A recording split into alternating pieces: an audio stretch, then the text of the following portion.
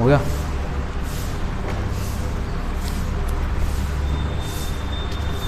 हो गया, चलो। Good morning students. कल हमने एक्सरसाइज 5.1 के 20 तक के क्वेश्चन कर लिए थे। आज हम 21वां क्वेश्चन करने वाले हैं। The discuss the continuity of the following function. 21वें का फर्स्ट पार्ट दिया है। हमारे पास फंक्शन है f x equal to sine x plus cos x. इसकी क्वांटिटी चेक करनी है हमने। पॉइंट दिया नहीं है कोई, तो हम किसी भी आर्बिट्रेरी पॉइंट के लिए कर ले।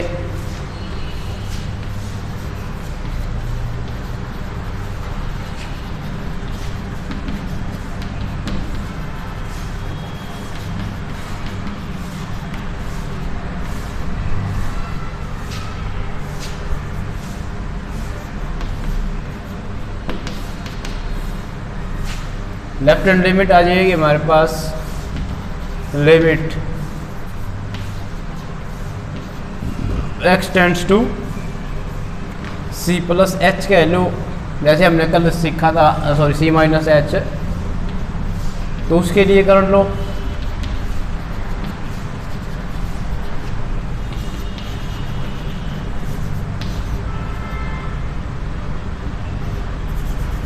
h tends to 0, c minus H plus cos c minus H.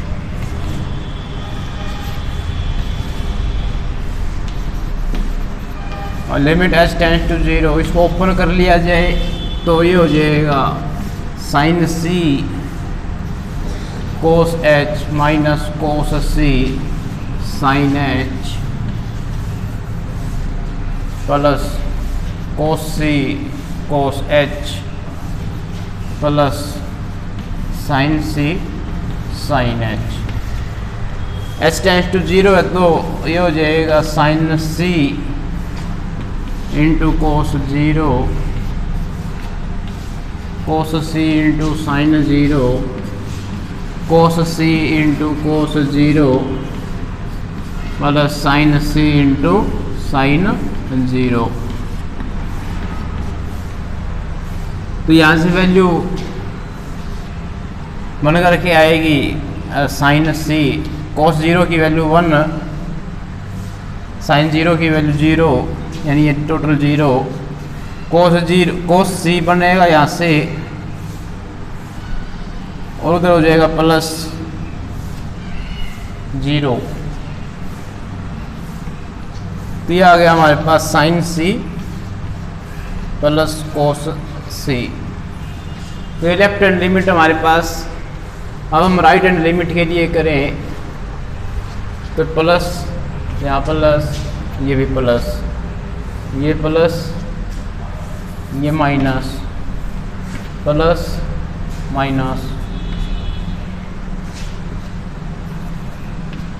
तो फिर से ये सेम टू सेम आ जाएगा। डायरेक्ट वैल्यू भी चेक कर ले, फंक्शन की वैल्यू डायरेक्ट c पर, तो हो जाएगा साइन c प्लस कोस 0।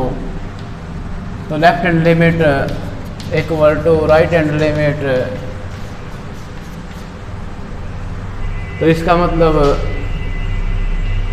ये जो फंक्शन है इज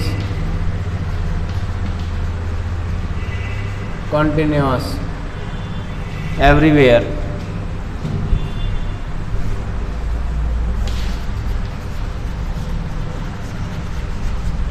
कि ये जो फंक्शन है हमारे पास ये कंटिन्यूअस होगा। तो ये था 21वें का फर्स्ट पार्ट। 21वें क्वेश्चन का सेकंड पार्ट। सेकंड पार्ट में कोई नई बात नहीं है। सेकंड पार्ट में सिर्फ ये बदलाव है,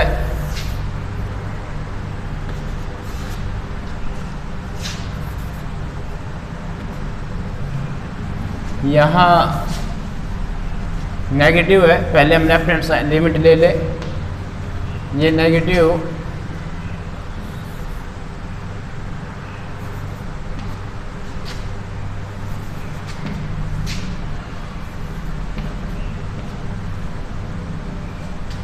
नेगेटिव होने पर ये आएगा यहाँ पर नेगेटिव, और ये माइनस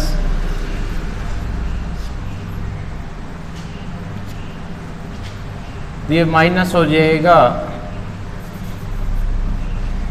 और ये भी माइनस हो जाएगा। तो यहाँ से वैल्यू आएंगे हमारे पास माइनस माइनस। तो ये left hand limit B part के लिए। इसी तरीके से अब हम राइट हैंड लिमिट निकाल लें इसकी 21वें के बी पार्ट में राइट हैंड लिमिट। तो ये पॉजिटिव और ये वाला पॉजिटिव, तो ये पॉजिटिव होने से ये पॉजिटिव और ये नेगेटिव हो जाएगा। ये नेगेटिव इसको नेगेटिव को पॉजिटिव कर देगा। ये वाला पॉजिटिव है,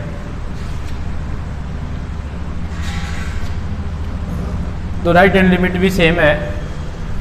अब फंक्शन की डायरेक्ट वैल्यू चेक कर लो, वो भी सेम है, तो फंक्शन कॉन्टिन्यूस होएगा everywhere.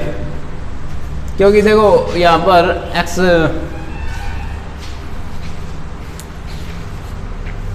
Algebra of continuous function में क्या आता है, थ्योरम नंबर फर्स्ट है पेज 156 पर। कहता है अगर दो फंक्शन कॉन्टिन्यूस हैं तो उनको ऐड कर लो तो भी कॉन्टिन्यूस रहेगा, सब्ट्रैक्ट कर लो यानी माइनस कर लो तो भी कॉन्टिन्यूस रहेगा, और मल्टीप्लाई कर लो तो भी कॉन्टिन्यूस रहेगा, और डिवाइड करें तो भी कॉन्टिन्यूस रहेगा। डिवाइड करने पर ये ध्यान रखना है सिर्फ कि जो डिनोमिनेटर पार्ट है, नीचे वाला जो पार्ट है वो जीरो के इक्वल नहीं होना चाहिए, कि जिस भी पॉइंट पे जीरो के इक्वल होगा वहाँ पर वो कॉन्टिन्यूस नहीं होगा। तो ये है। अब यहाँ पर साइन फंक्शन और कोस फंक्शन हमेशा ही कॉन्टिन्यूस होता है। साइन फंक्शन और कोस फंक्शन हमेशा कॉन्टिन्यूस होता है। तो इन दोनों की ऐड करो, मल्टीप्लाई करो, सब्ट्रैक्शन करो, डिवाइड करो, और वो कॉन्टिन्यूस ही रहेगा। तो फर्स्ट पार्ट में एडिशन किया तो कॉन्टिन्यूस, सेकंड पार्ट में सब्ट्रैक्ट किया तो कॉन्टिन्यूस। अब थर्ड पार्ट है 21वें क्वेश्चन का थर्ड पार्ट में है sine x into cos x। तो साइन भी फंक्शन कॉन्टिन्यूस है, कोस फंक्शन भी कॉन्टिन्यूस है, तो इनकी मल्टीप्लिकेशन भी कॉन्टिन्यूस ही रहेगी। हम कर लेते हैं एक बार।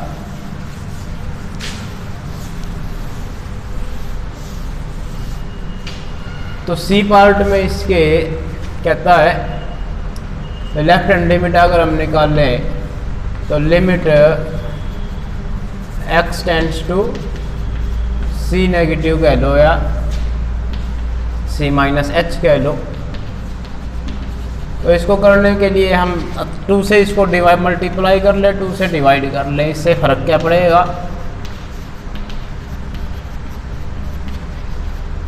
तो ये हो जाएगा साइन 2x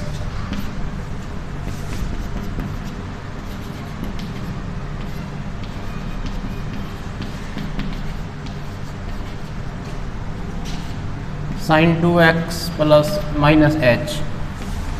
तो ये हमारे पास लिमिट बन करके आई। जैसे ही अब हम इसको ओपन कर लें, या तो ओपन कर लो या डायरेक्ट पुट कर दो।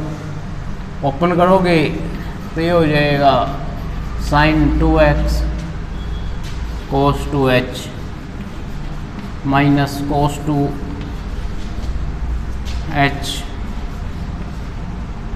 कोस 2x sine 2h। Limit put करोगे तो ये हो जाएगा यहाँ c प्लस h होगा, c x हो जाएगा 2c इंटू कोस 0 का मतलब 1, और कोस 2c इंटू साइन 0 मतलब 0।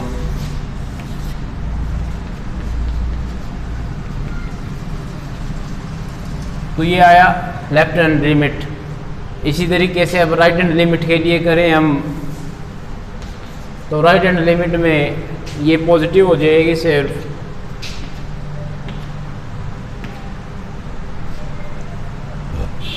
फिर भी सेम है। फंक्शन की डायरेक्ट वैल्यू चेक करें, फंक्शन की डायरेक्ट वैल्यू हो जाएगी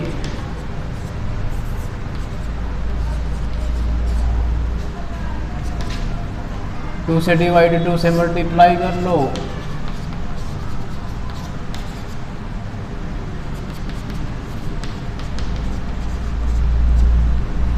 साइन 2 से फंक्शन कॉन्टिन्यूस होगा एवरीवेयर। तो वही थ्योरम नंबर 1 ने जो कहा था कि अगर दो फंक्शन कॉन्टिन्यूस है तो उनका ऐड करने पर, उनको मल्टीप्लाई करने पर, उनको सब्ट्रैक्ट करने पर भी सब्ट्रैक्शन हमारे पास फंक्शन कॉन्टिन्यूस ही रहेगा। तो ये था 21वां क्वेश्चन। क्वेश्चन नंबर 22 में कहता है discuss the continuity of cosine function, cosecant function, secant और कोटेंजेंट।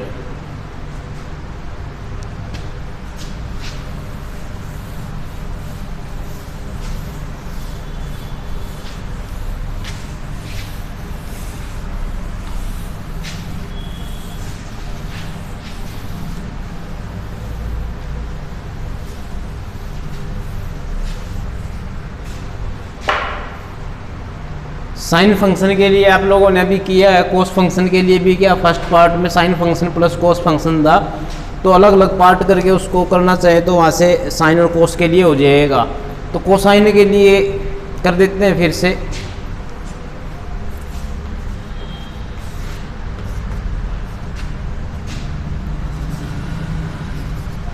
अगर फंक्शन है हमारे पास कोस एक्स, तो इसके लिए लेफ्ट हैंड लिमिट अगर आप करें तो limit x tends to c minus h be any arbitrary point.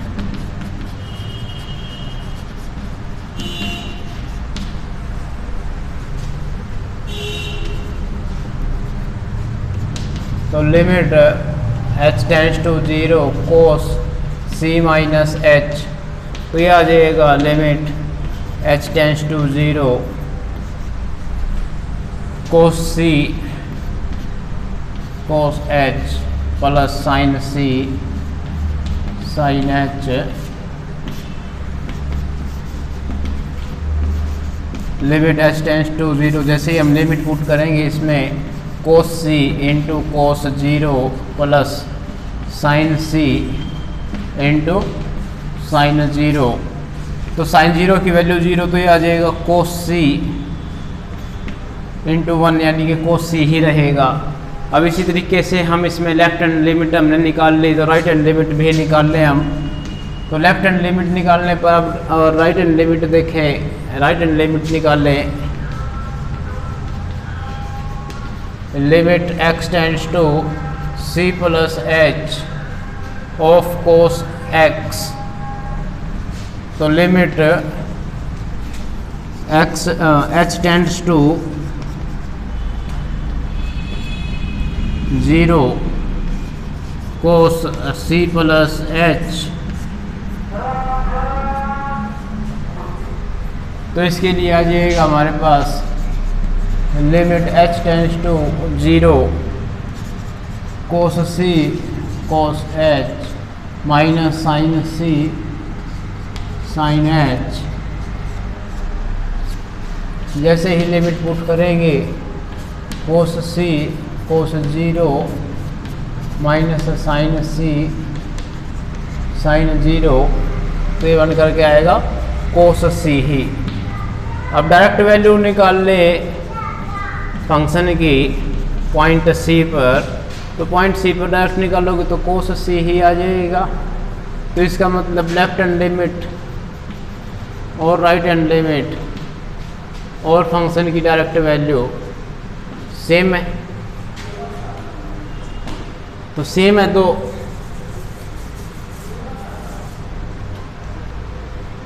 Function is continuous everywhere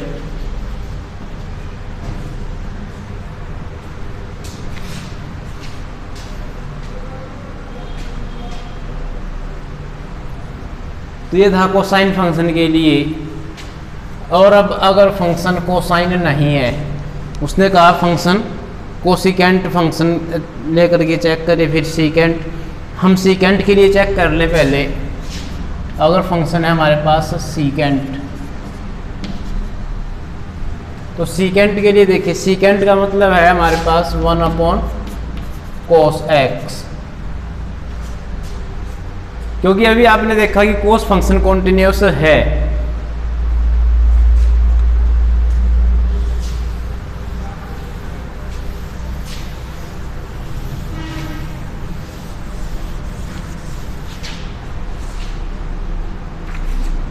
cos function continuous है तो कोसाइन फंक्शन भी कॉन्टिन्यूस होगा, सिर्फ वे वाले पॉइंट छोड़ करके जहां पर हमारे पास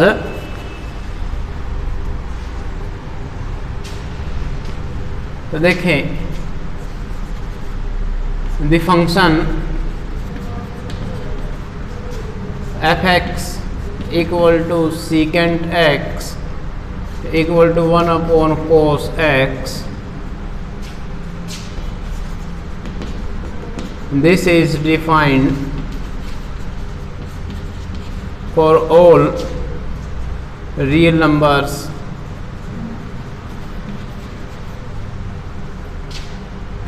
such that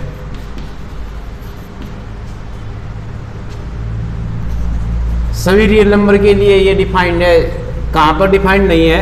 जहाँ पर cos x की value 0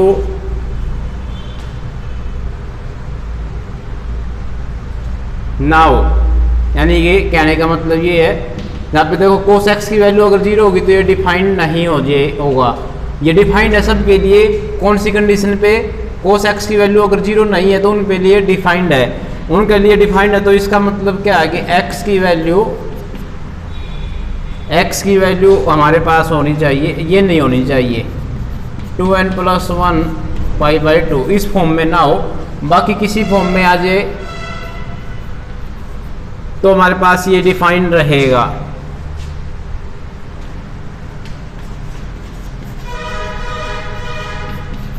We know that cos function is continuous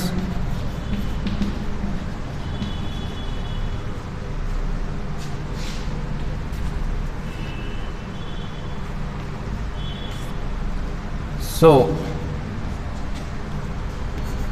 secant x is also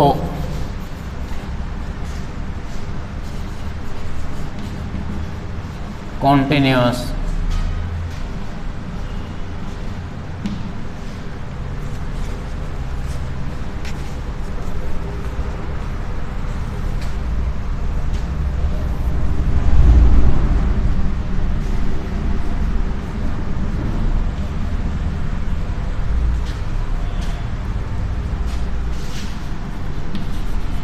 such that second function भी कॉन्टिन्यूस होगा, लेकिन कंडीशन ये है कि x not equal to x की वैल्यू ये नहीं होनी चाहिए। बाकी सब जगह पर ये सेकेंड फंक्शन कॉन्टिन्यूस फंक्शन हो जाएगा।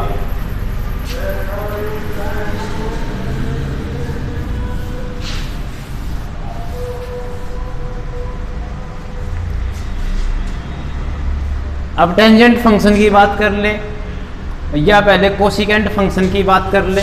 कोसिकेंट फंक्शन है हमारे पास साइन फंक्शन 1/sin फंक्शन। तो साइन फंक्शन 0 कहाँ पर नहीं होना चाहिए भाई? देखो कोसिकेंट फंक्शन तब कॉन्टिन्यूस नहीं होगा जहाँ पर साइन फंक्शन की वैल्यू 0 हो जाएगी। तो इसका मतलब साइन फंक्शन 0 नहीं होना चाहिए। साइन फंक्शन कहाँ 0 नहीं होता? साइन फंक्शन 0 नहीं होता हमारे पास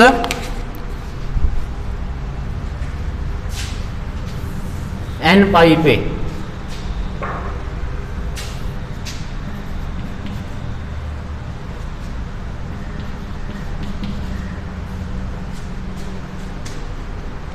तो ये जैसी पाई की वैल्यू आ जाती है तो वहीं पर साइन फंक्शन की वैल्यू 0 हो जाती है। तो ये हो जाएगा cosecant function is also continuous.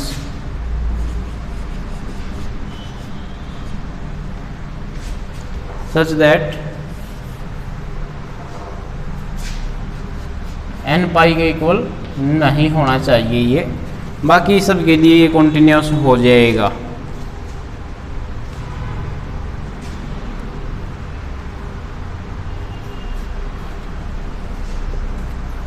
इसी तरीके से कोटेंजेंट फंक्शन, टेंजेंट फंक्शन तो किताब में एग्जांपल के तौर पे करके दिखा रखा है। कोटेंजेंट फंक्शन को देखें,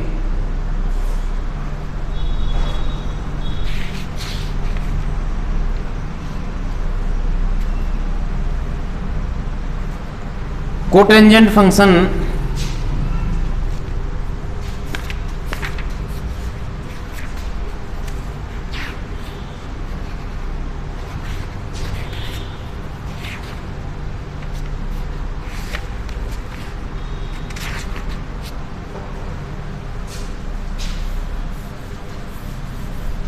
कि अगर फंक्शन है कोटेंजेंट कोट एक्स, तो कोटेंजेंट को हम लिखते हैं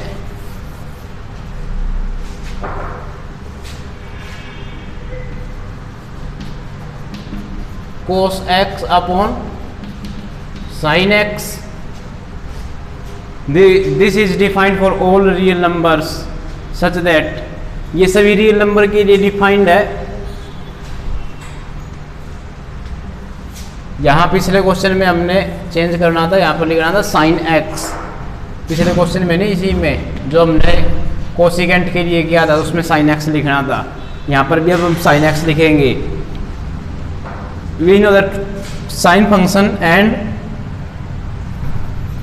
cos x and sin x is continuous. So cot function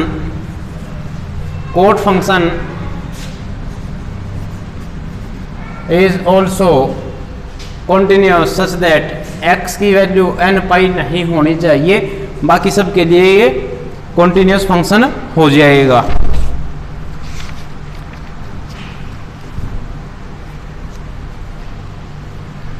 question number 23वें question में कहता है कि ये फंक्शन दे दिया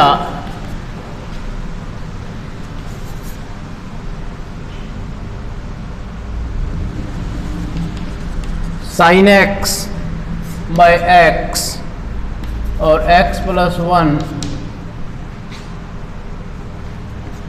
if x less than 0, if x less than equal greater than equal to 0. So find all the point of discontinuity of the function। कि इस point के, इस फंक्शन के हमने डिसकंटिन्यूटी के पॉइंट फाइंड करने हैं।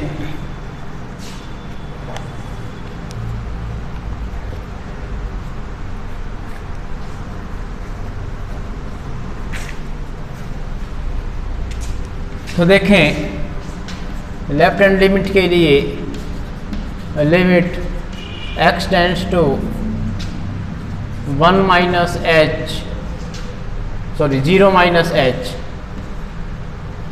तो 0 से छोटे के लिए ये फंक्शन है।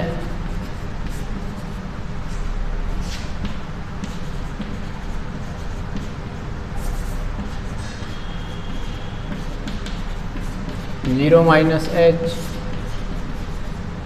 तो ये बन करके आएगा हमारे पास माइनस साइन h और माइनस h, तो ये 1 आ जाएगा क्योंकि साइन h अपॉन h और limit h tends to 0 11th class में फॉर्मूला पढ़ा था, ये 1 के इक्वल होता है। अब राइट हैंड लिमिट हम निकालें तो limit x tends to 0 plus h, 0 plus h के लिए फंक्शन हमने लेना x प्लस 1,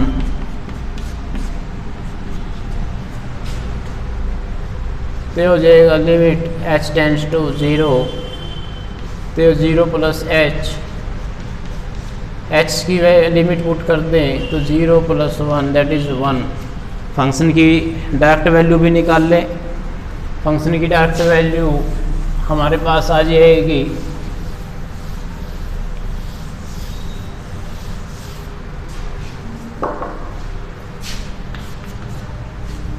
फंक्शन की डायरेक्ट वैल्यू आएगी 0 पॉइंट पर, 0 के इक्वल तो ये हो जाएगा 0 + 1। तो function left hand limit equal to right hand limit and function की वैल्यू 0 पर डायरेक्टली इक्वल है। तो इसका मतलब है कि ये जो function is continuous, so there is no point of discontinuity.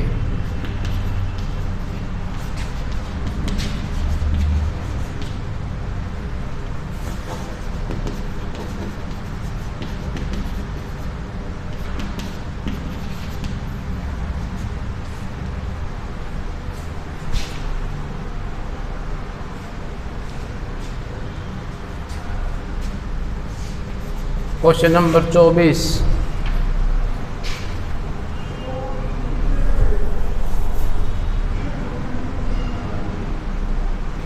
कहते ये चेक करना हमने कॉन्टिन्यूस फंक्शन है या नहीं है। फंक्शन दे दिया x² 1/x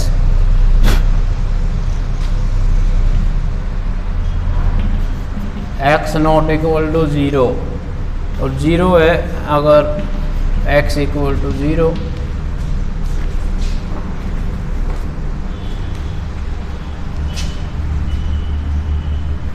तो लेफ्ट हैंड लिमिट हम निकाल लें। तो limit x tends to 0 minus h, function ये दिया गया है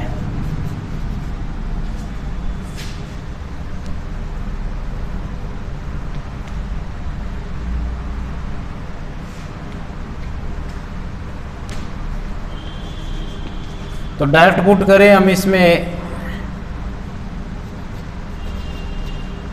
तो ये आ जाएगा हमारे पास 0 into sine 1/0 that is infinite.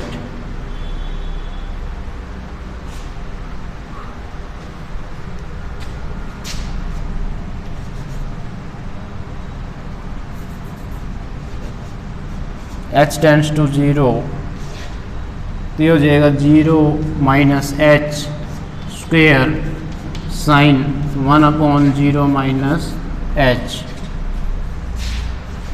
तो ये यहाँ से बन करके आएगा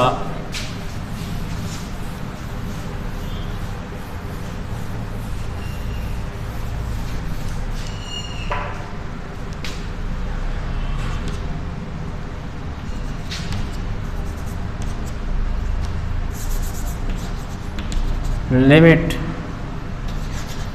h टेंड्स टू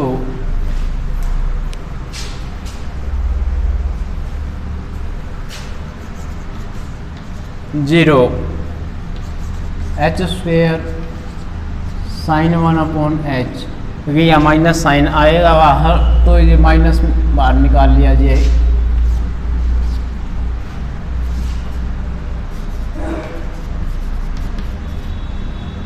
इसको लिखा जा सकता है h इंटू एच।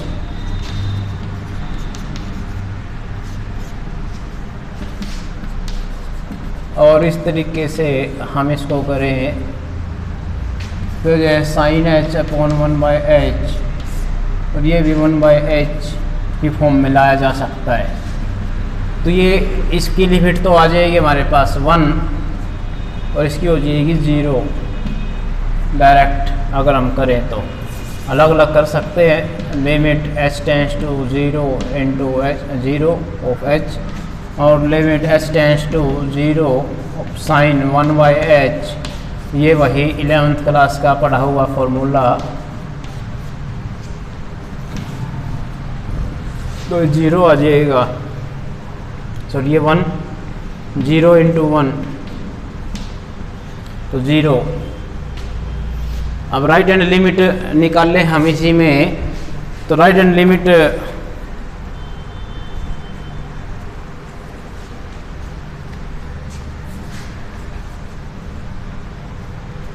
यहाँ पे मान ले लेट्स, तो ये जगह प्लस प्लस प्लस, ये प्लस रहेगा तो भी ये ज़ीरो ही आएगा। अब फंक्शन की डायरेक्ट वैल्यू देख लें। फंक्शन की डायरेक्ट वैल्यू जीरो पर, फंक्शन की डायरेक्ट वैल्यू है ये जीरो पर, अगर हम करें तो जीरो आएगा। तो left hand limit equal to right hand limit, और फंक्शन की डायरेक्ट वैल्यू जीरो पर, तो ये आ जाएगा हमारे पास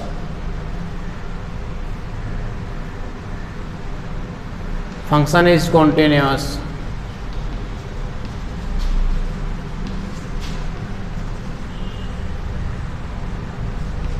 for all x belongs to real number. कोई भी वैल्यू ले फंक्शन कॉन्टिन्यूअस रहेगा यहाँ पर सभी रियल नंबर की वैल्यू के लिए।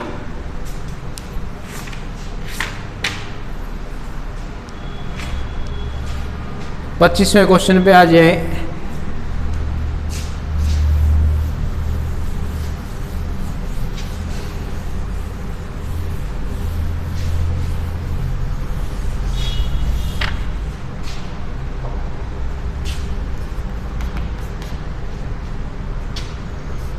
ये फंक्शन दिया है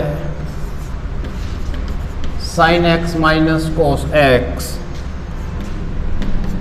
अगर x जीरो के इक्वल नहीं है और अगर x जीरो के इक्वल है,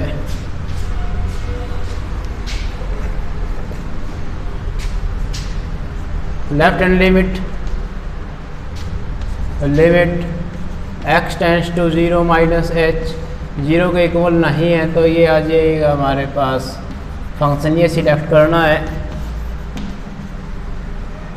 ये क्वेश्चन सेम टू सेम अभी हमने 21वें में सेकंड पार्ट किया था, वहाँ पे c माइनस एच, तो यहाँ पर जीरो माइनस एच है, फ़र्क इतना ही है।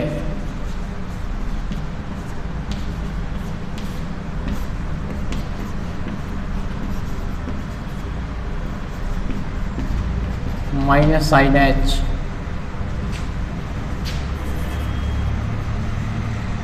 कोस एच, क्योंकि माइनस कोस एच होगा, माइनस एच होगा अंदर, कोस जो माइनस को ख़त्म कर देता है। तो ये आ जाएगा हमारे पास sine zero cos zero, sine zero की वैल्यू 1,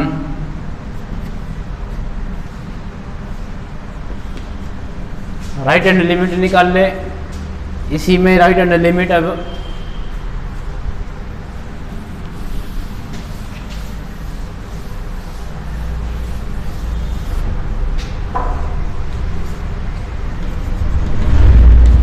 राइट हैंड लिमिट के लिए limit x tends to zero plus h sine zero plus h minus cos zero plus H.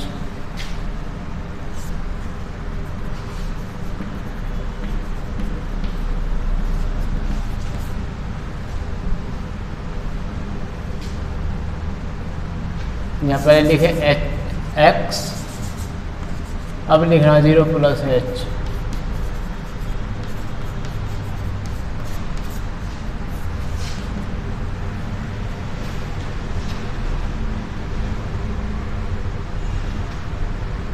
तो ये आएगा हमारे पास sine zero cos zero 1 minus zero 1। तो left hand limit और राइट हैंड लिमिट इक्वल नहीं है, left hand limit not equal to right hand limit, तो function is not continuous at x equal to zero. Zero वाले point पर function continuous नहीं है, बाकी जगह पर ये कॉन्टिन्यूअस होगा।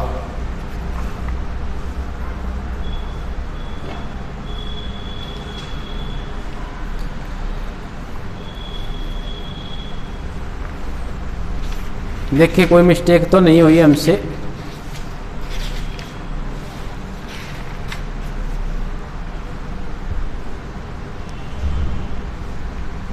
अगर फंक्शन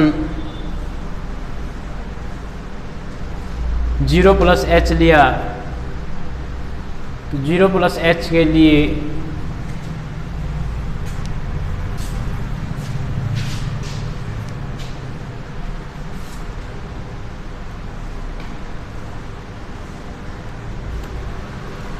यहाँ हमने थोड़ी सी मिस्टेक करी, साइन 0 की वैल्यू 0 होती है और कोस 0 की वैल्यू होती है 1, तो ये -1। इसी तरीके से यहाँ पर साइन 0 की वैल्यू 0, 1, -1 इक्वल है left hand limit right hand limit. Function की डायरेक्ट वैल्यू भी निकाल लें तो फंक्शन की डायरेक्ट वैल्यू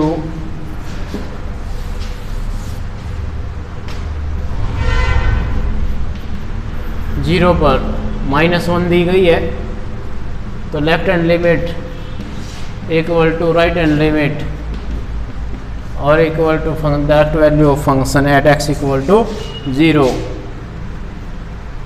तो इसका मतलब फंक्शन इज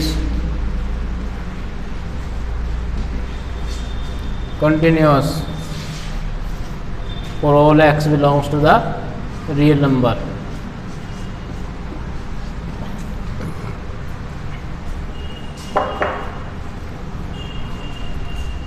तो ये था 25वां क्वेश्चन। अगला क्वेश्चन 26वां क्वेश्चन।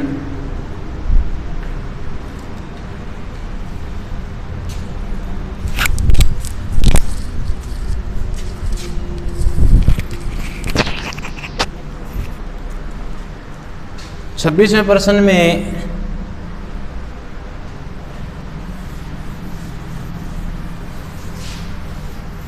वैल्यू फाइंड करनी हमने के की, यानी एक पॉइंट दे दिया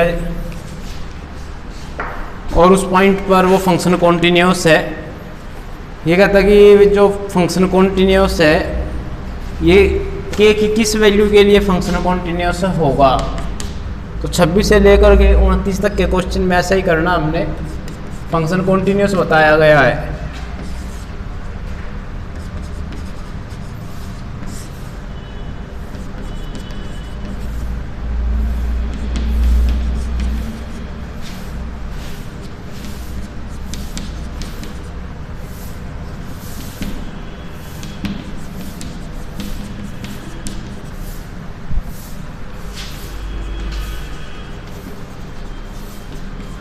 function is continuous at x equal to π/2। Function π/2 पर कॉन्टिन्यूस है, तो कॉन्टिन्यूस है तो इसका मतलब लेफ्ट हैंड लिमिट और राइट हैंड लिमिट और फंक्शन की डायरेक्ट वैल्यू सेम रहेंगी। तो लिखें since function is continuous at x equal to तो ये सेम है। तो लेफ्ट हैंड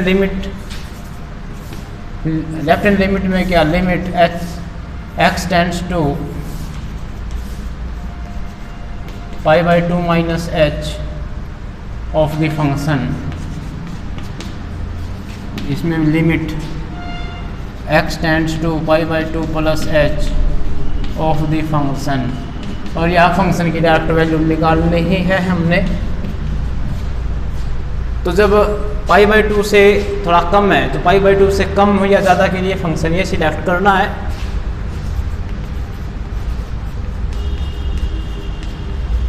तो फंक्शन आ गया k cos x π-2x।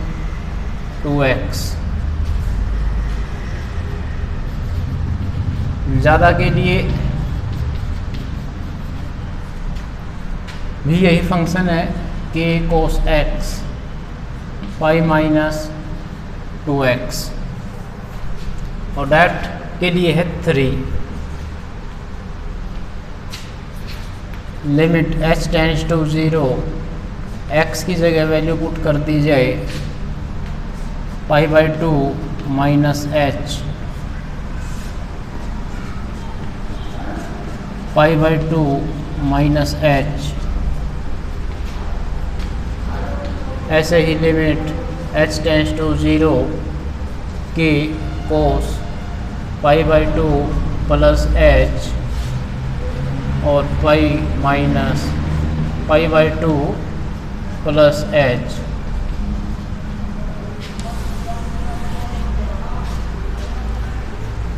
Solve कर लें इसको।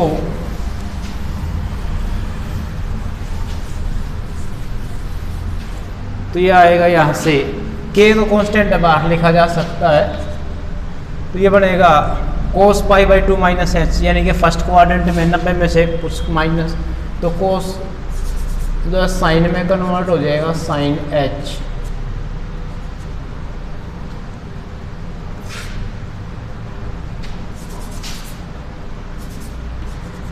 लिमिट h टेंस टू 0, और ये यहाँ से 2 अंदर मल्टीप्लाई होएगा तो पाई 2 से 2 कैंसिल हो करके, और ये 2 इसके साथ मल्टीप्लाई होएगा तो माइनस 2h, तो हो जाएगा pi minus pi plus 2h। तो लिमिट h टेंस टू 0, और इधर भी ऐसे ही सेकंड क्वाड्रेंट में कोस की वैल्यू नेगेटिव होती है, तो k माइनस साइन एच में कन्वर्ट होएगा, और ये वैल्यू रहेगी pi minus 2h equal to 3। तो पाई से पाई कैंसल, तो ये हो जाएगा k limit h tends to 0, यहाँ के 2 है जो 2 को ही बाहर लिख दो, तो ये रहेगा इसी तरीके से k बाई 2 नीचे से माइनस 2 ऊपर से माइनस k बाहर निकाल लिया। Limit h tends to 0 sine h upon h, तो ये वैल्यू 1 होएगी k बाई 2, माइनस से माइनस कैंसल, तो ये 1 ये भी 1 इक्वल टू 3, तो ये आया k बाई 2 इक्वल टू 3, यानी k की वैल्यू हो गई 6। तो ये था क्वेश्चन नंबर 26। तो आज के लिए बस इतना ही करते हैं। ये 26 क्वेश्चन था, k की वैल्यू फाइंड इसमें करनी थी, तो हमने डायरेक्ट तीनों एक साथ कर लिए। अलग अलग आप इसमें करना चाहे तो अलग अलग भी कर सकते हैं। अलग अलग कैसे, पहले लेफ्ट हैंड लिमिट आप सोल्व कर लें, यहाँ तक वैल्यू निकल के आ जाएगी, फिर राइट हैंड लिमिट सोल्व कर लें, फिर ये वाली वैल्यू आ जाएगी बीच में, और इधर वाली फिर तीसरी वाली में सोल्व कर लें, फिर तीनों को इकट्ठा कर दें। तो ये left hand limit, right hand limit और फंक्शन की डायरेक्ट वैल्यू लिखोगे तो इस तरीके से k की वैल्यू 6 आ जाएगी। तो बाकी का काम आगे कल करते हैं। आज के लिए सिर्फ इतना ही।